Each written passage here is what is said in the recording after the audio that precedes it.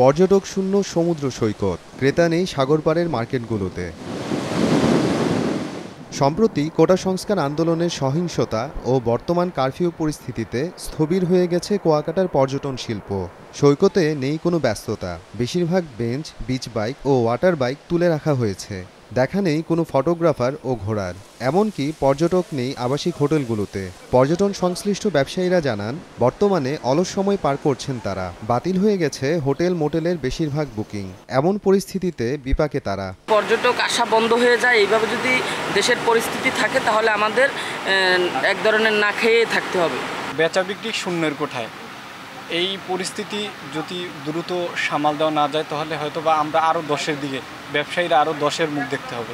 বর্তমানে এই পরিস্থিতি যদি ঠিক না হয়ে যায় তো আমরা হোটেল মোটেল যারা ব্যবসায়ীরা আছি তারা হয়তো বা সার্ভাইভ আসলে কতদিন করবে সেটা নিয়ে এখন চিন্তার বিষয়। চলমান পরিস্থিতিতে কুয়াকাটার পর্যটন বাণিজ্যে শত কোটি টাকার বেশি ক্ষতি হয়েছে। শিগগিরই পরিস্থিতির উন্নতি না হলে অনেককে পথে বসতে হবে বলে জানান ব্যবসায়ী নেতারা। টানা প্রায় 12-14 দিনে প্রায় শত কোটি টাকার লোকসানে আছে আমাদের কুয়াকাটা। যদি পর্যটকরা আসে আমরা পর্যটন সেবা নিশ্চিত করব এবং পর্যটন শিল্পের আবার গতিধারা ফিরে আসতে পারে। কুয়াকাটায় ছোট বড় মিলে 2 শতাধিক হোটেল মোটেল রয়েছে। সময় সংবাদ, পটুয়াখালী।